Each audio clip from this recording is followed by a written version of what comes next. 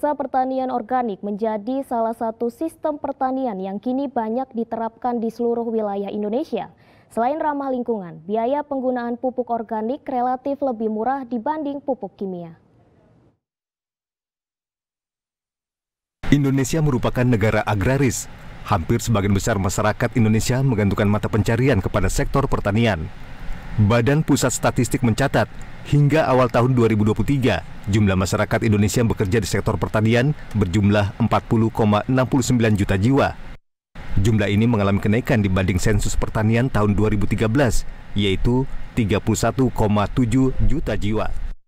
Untuk meningkatkan hasil pertanian, Presiden Joko Widodo meminta seluruh daerah mulai beralih menggunakan pupuk organik. Pupuk organik adalah jenis pupuk yang berasal dari bahan-bahan alami yang mengandung bahan organik, seperti tumbuhan, hewan, atau limbah organik lainnya. Pupuk organik secara alami mengandung beragam nutrisi esensial bagi tanaman, seperti nitrogen, fosfor, kalium, mikronutrien, dan bahan organik yang bermanfaat. Tak hanya ramah lingkungan, biaya penggunaan pupuk organik relatif lebih murah dibandingkan pupuk kimia.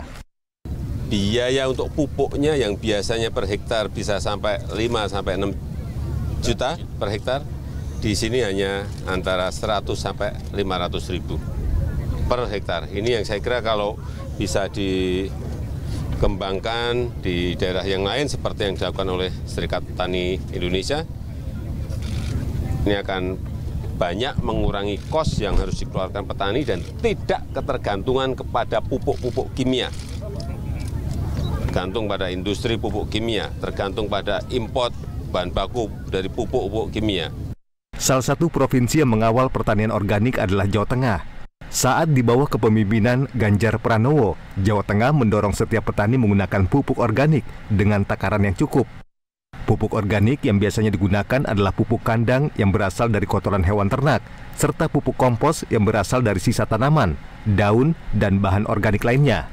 Makanya kalau penggunaan pupuk berlebih itu benar apa salah?